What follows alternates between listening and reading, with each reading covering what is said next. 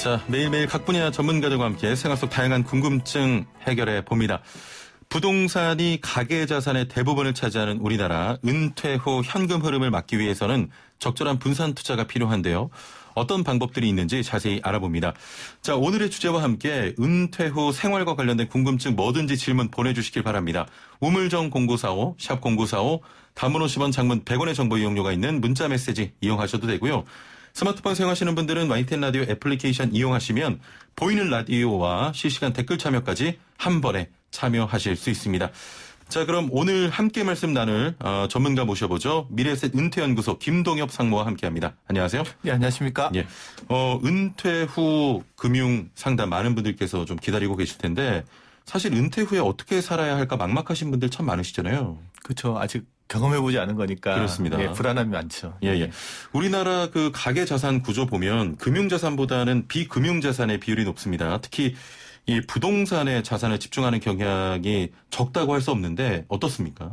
뭐 부동산에 자산에 집중한다기보다는 집 한 채는 다 가지고 싶잖아요. 예, 그럼요. 그러니까 집 가격이 올라가거나 아니면 집에 부동산의 비중이 워낙 커지다 보니까 그런 비중이 나타나는 것 같은데 2019년에 가계금융복지조사 보면은 이제 전체 가구가 한 4억 3천 정도 자산을 가지고 있는데 평균 그게 한 3억 2천 정도가 실물 자산이고요. 그중에 거주주택이 차지하는 게 1억 8천 정도 돼서 전체적으로 한 75%가 실물 자산 정도를 차지한다라고 보면 되고요.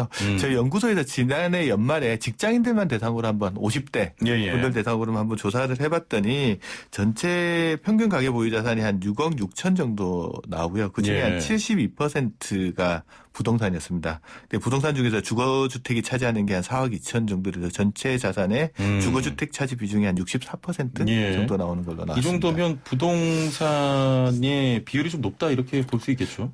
높은 것보다는 이제 대다수의 자산이 부동산이라고 보고 금융자산이 일부 좀 더 있다라고 보면 될 것 같습니다. 사실 은퇴 후에는 내가 얼마짜리 집에 살고 있느냐 이런 자산 좀 총액보다 한 달에 얼마를 운용하면서 쓸 수 있는가 캐시플로우가 중요하다는 얘기를 합니다. 은퇴 후에 월급처럼 매달 가용할 수 있는 캐시플로우 만들기 위해서 어떻게 해야겠습니다. 직장 다닐 때는요, 매달 소득이 들어오잖아요. 그거 가지고 소비를 하면 되기 때문에 덩어리 자산의 가치가 올라가는 게 되게 중요했어요. 근데 은퇴를 하고 나면 들어오는 소득이 상당분 크게 줄거든요. 그렇습니다. 그럼 가지고 있는 자산을 허물어 가면서 소비 지출을 해 나가야 되거든요. 그렇기 때문에 말씀하셨듯이 캐시플로우의 중요성 같은 것들이 되게 중요한 부분이 있고요. 그래서 이제 제일 먼저 해야 될 때는 내가 동원할 수 있는 연금형 자산들이 뭐가 있는지를 한번 다 살펴보셔야 됩니다. 본인 국민연금, 아니면 퇴직연금, 아니면 주택을 담보로 해서 받을 수 있는 주택연금까지 해서 연금형 자산들 총동원령을 한번 내리실 필요가 있고, 두 번째 해야 될 일은 연금 맞벌이를 하셔야 됩니다. 연금 맞벌이요? 직장 내에서 요즘 40, 50대 직장인들 거의 맞벌이 하지 않습니까? 은퇴 이후에도 똑같습니다. 나의 연금뿐만 아니고 배우자 연금까지 합쳐서 캐시플로우를 만들어내는 형태로 만들어 나가자. 그래서 이제 연금을 총동원하고 그다음에 부부 연금도 다 같이 동원해서 연금 맞벌이하는 형태의 전략들을 구축해 나가는 게 필요할 것 같습니다. 우리나라 대다수 은퇴자들처럼 이렇게 부동산 비중이 높고 금융자산이 적을 때 은퇴 준비는 어떻게 해야 될까요?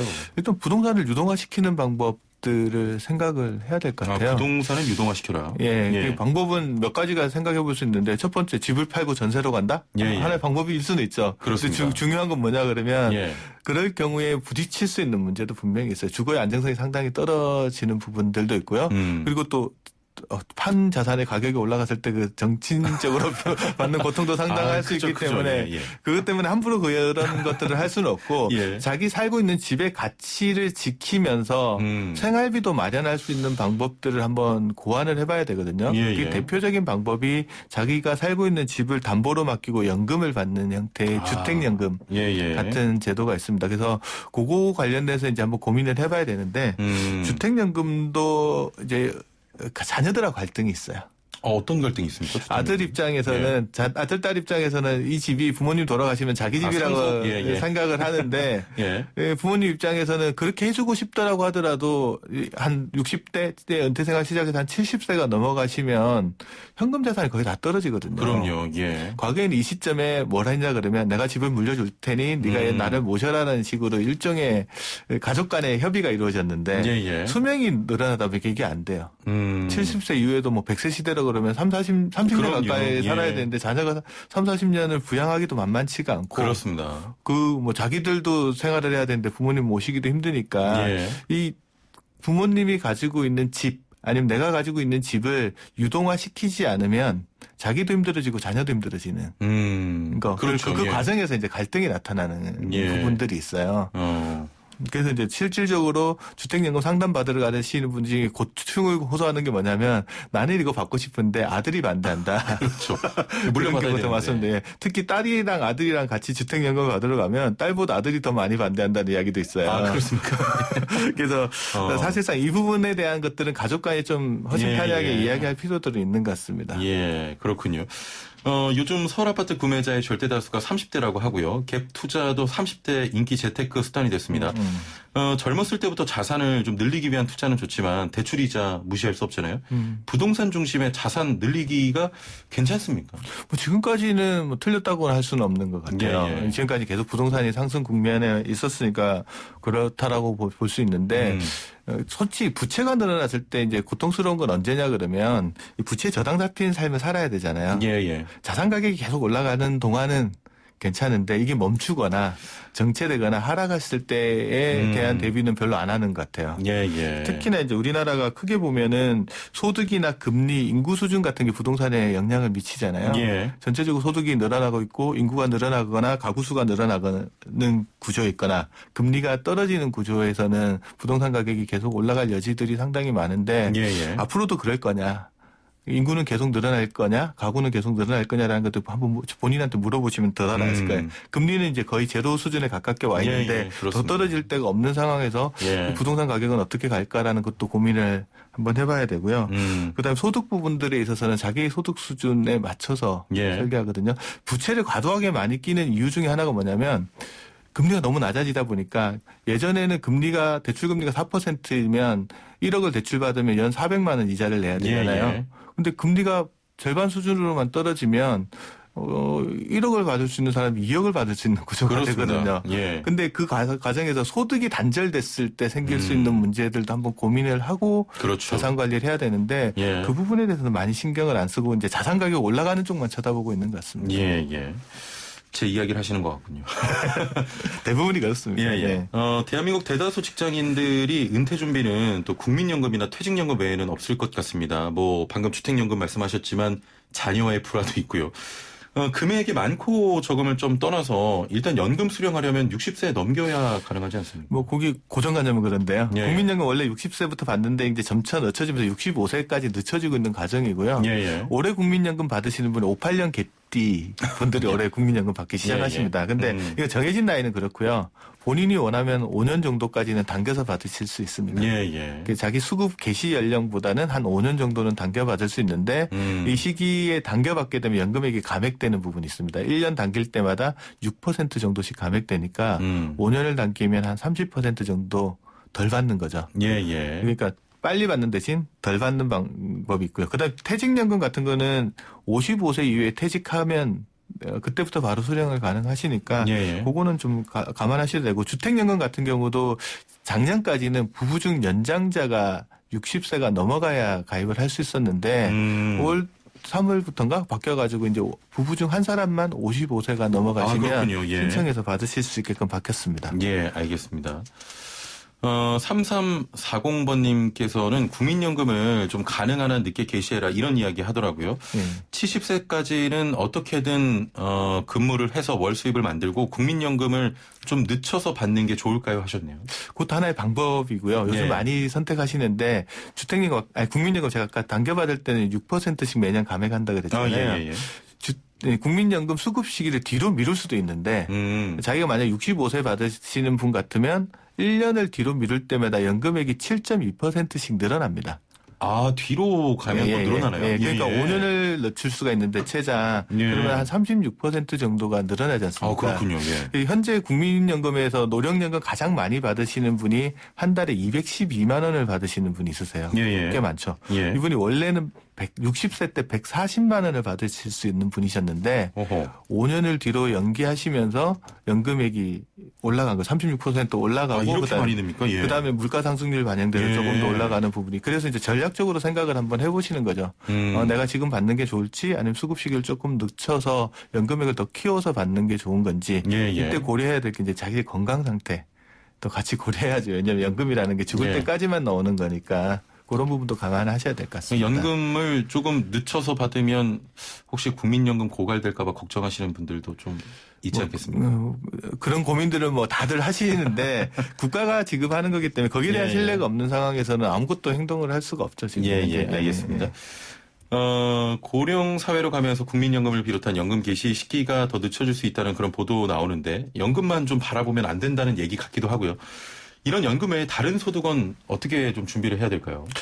아까 제가 말씀드린 게 주택연금 같은 주택에 대한 활용도는 진짜 많이 고민을 해보셔야 돼요. 왜냐하면 전체 자산의 70%가 넘는 게 주택이다 보면 이걸 어떻게 할 거냐라는 것들. 아까 제가 주택연금에 대해서 이야기할 때 자녀랑 갈등이 있다고 그랬지 않습니까?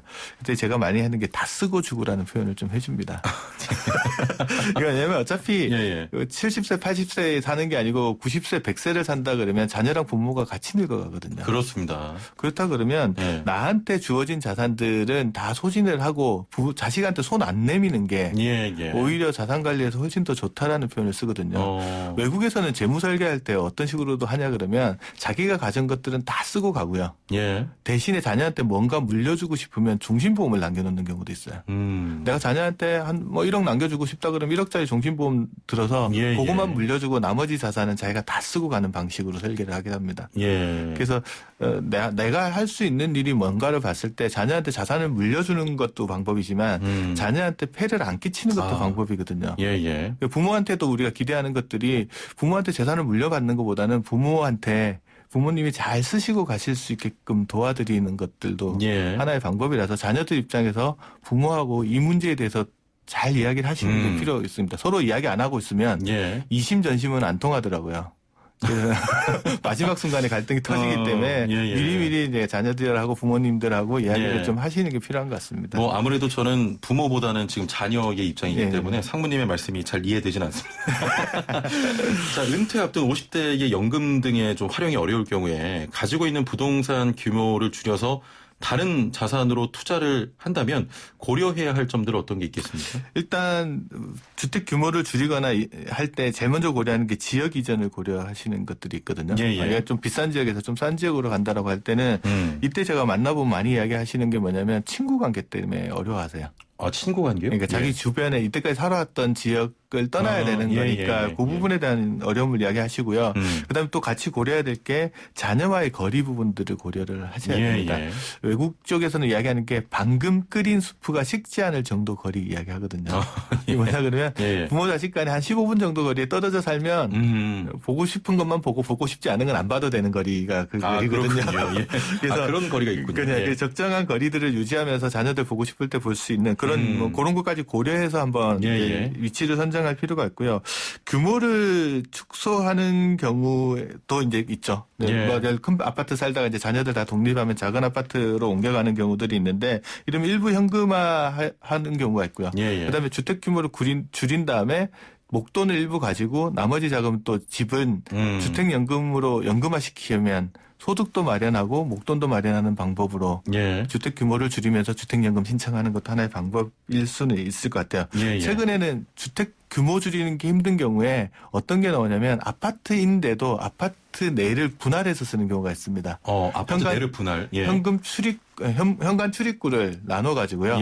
방 한 칸짜리랑 보통 85제곱미터면 방 3칸이잖아요. 2칸짜리 방이랑 1칸짜리 방을 이렇게 구분해서 한쪽은 자기가 살고 한쪽은 세를 주는 형태로 그렇게도 해서 하는군요. 그게 이제 기존 주택도 그렇게 하고 요즘 분양하는 주택 중에 그런 옵션이 붙어서 나오는 경우도 있습니다. 알겠습니다. 시간이 어느새 이렇게 흘렀군요. 다음번에 더 풍부한 시간 때 모시겠습니다. 오늘 말씀 감사합니다. 네, 감사합니다. 네, 미래에셋 은퇴연구소 김동엽 상무와 함께했습니다.